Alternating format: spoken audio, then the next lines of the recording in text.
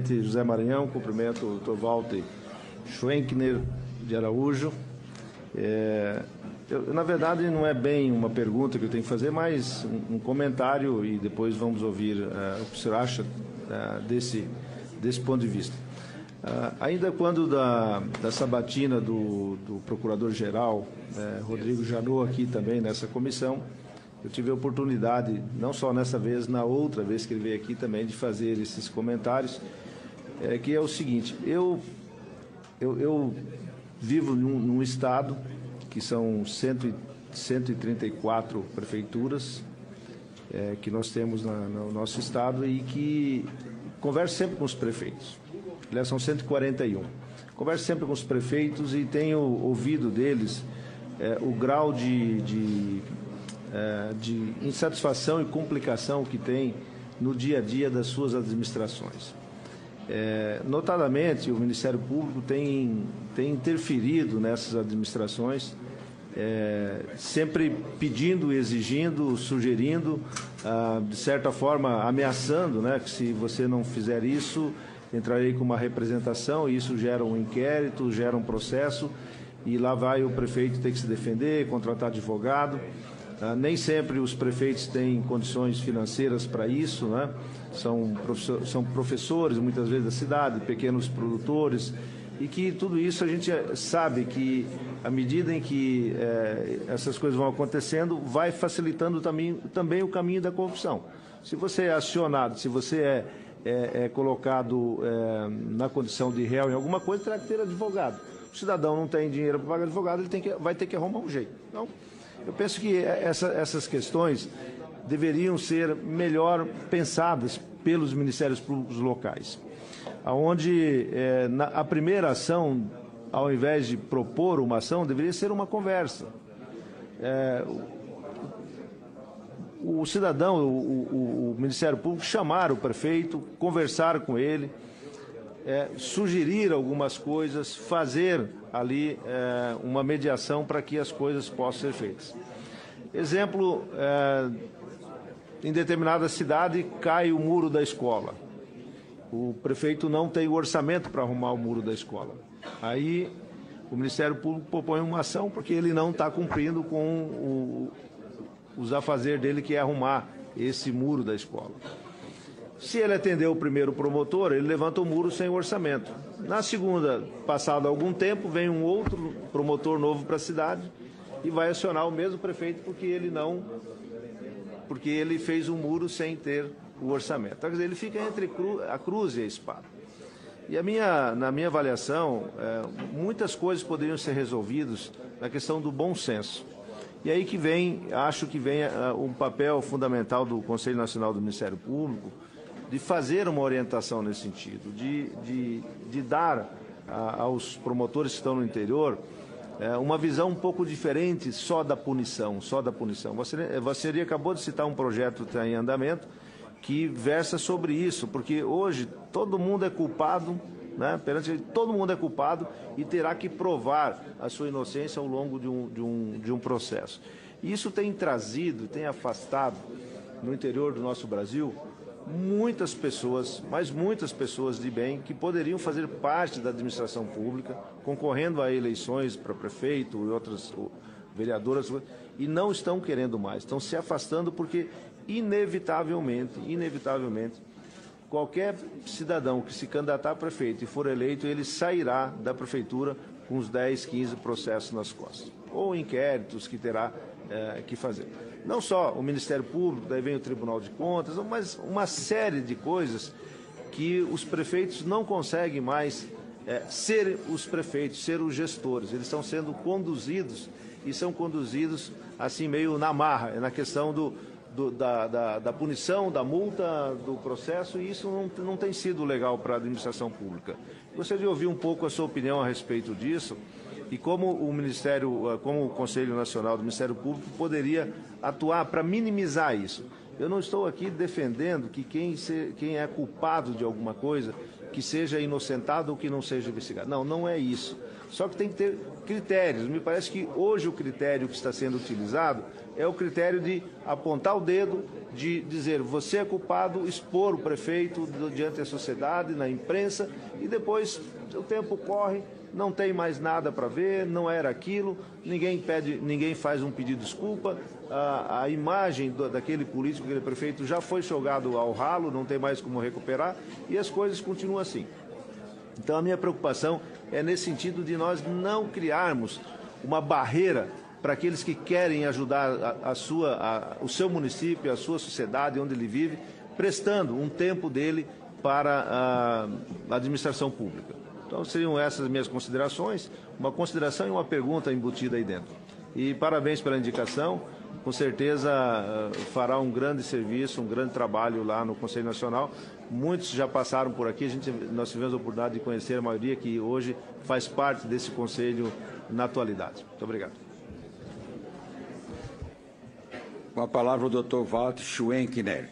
Muito obrigado, presidente. Senador Blairo Maggi, muito obrigado pelas suas colocações, principalmente pela oportunidade de falar sobre este tema que a mim também muito interessa. Eu, em razão da função no magistério como professor, eu tenho sido convidado por muitas prefeituras e até por câmaras municipais para falar um pouco sobre o tema improbidade administrativa. Às vezes me pedem para falar sobre licitações, mas normalmente sobre improbidade administrativa.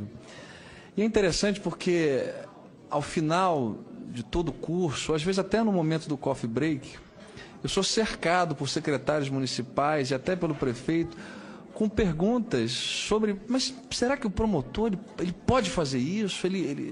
Poxa, eu estou tentando aqui administrar uma cidade sem recursos e como é que eu vou fazer? Eu como juiz, já tive a experiência de me deparar com alguns pedidos, a meu ver, um tanto quanto inusitados. Não quero generalizar, obviamente, mas uns pedidos feitos em ações civis públicas, como, por exemplo, um que já apareceu pela frente, de fechamento de uma penitenciária com mais de 2.000 detentos, porque a penitenciária estava poluindo o meio ambiente. É claro que ninguém deseja poluição ao meio ambiente, mas é preciso ponderar aqueles valores que estão em jogo, né, porque o que fazer com aqueles que estão presos, vou colocar em que lugar, né? Quer dizer, o Estado ele precisa de um tempo para ter condições de se organizar e melhorar aquilo que não está indo bem. Eu penso que o excesso de atuação do Ministério Público é antirrepublicano e não é nem um pouco democrático, na medida em que o Ministério Público, o membro do Ministério Público não foi eleito como o prefeito, enfim, né, está ali desempenhando um mandato. Enfim, como disse Vossa Excelência, eu entendo que aquele que agiu mal, que seja punido, que seja investigado pelo Ministério Público, e o CNMP ele nem pode interferir nessa atuação sagrada da independência, não pode mexer na independência funcional do Ministério Público.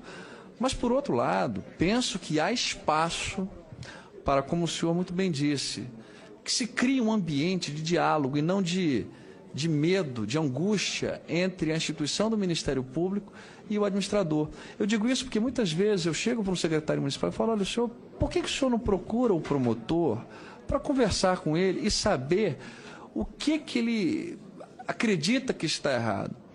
E não raras vezes eu ouço do secretário municipal, mas será que ele vai me receber? Será que ele vai me ouvir? Eu acho que falta isso. Há um receio por parte da administração de dialogar e por parte do Ministério Público também. Eu acho que esse é um espaço que pode ser preenchido pelo CNMP, estimulando, por exemplo, que o membro do Ministério Público dialogue com a administração, em lugar de, por exemplo, não com caráter determinativo, mas sugerir, recomendar que em lugar de imediato ajuizar uma ação de improbidade, que se expresse uma recomendação, que o prefeito seja chamado para conversar e saber se aquilo vai ser mantido ou não, porque eu acredito muito na construção de soluções através do diálogo, porque o diálogo ele cria um ambiente propício a se alcançar uma solução mais eficiente, mais apropriada para o interesse da coletividade. Muito na linha do professor Niklas Luhmann, que escreveu, né, um livro clássico, A Legitimação através do Processo, eu vejo que o procedimento em si constrói uma solução mais eficiente, e esse procedimento poderia advir desse diálogo perene, constante, entre o administrador, de um lado, e o membro do Ministério Público, de outro lado. Então, acho que essa seria a atuação do CNMP nesse contexto. E acho que é um problema seríssimo de hoje em dia, essa dificuldade de se encontrar, principalmente nas administrações locais, um interesse de pessoas do bem, por conta desse receio que existe de que o seu patrimônio pessoal responda pela regular atuação como administrador. Com a palavra o senador Maggi para exercer a sua réplica. Muito obrigado, doutor Walter.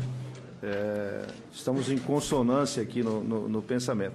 E o que eu gostaria de dizer, para finalizar, é o seguinte: o Ministério Público é uma conquista da sociedade. Desde 88 ele tem um papel relevante e tem demonstrado isso perante a sociedade, de que é isso que todos nós queremos. Agora, para toda ação também corresponde uma reação, né? De igual ou de maior intensidade. É uma questão de física mesmo. Eu acho que se o Ministério Público não souber conduzir isso, seus membros não souberem conduzir isso com muita tranquilidade, vai se criar um ambiente político, e tudo isso se resolve no ambiente político, né? Esta Casa e a Câmara, o Congresso Nacional, enfim, tem o poder de legislar, de dar e tirar poderes, tá? O que eu sinto é que já existe uma corrente bastante grande, um pensamento provocado justamente pela base, que são os nossos prefeitos, a administração estadual, de que o Ministério Público tem passado da conta. Eu não vou dizer a instituição, alguns membros da instituição. Então, é preciso que tenha a questão do bom senso, porque se não houver bom senso, eu não tenho dúvida nenhuma de que vai chegar no momento em que esta Casa, né, o Congresso Nacional, vai se reunir e vai chegar à conclusão que terá que tirar poderes, terá que regular o poder do Ministério Público. Muito obrigado.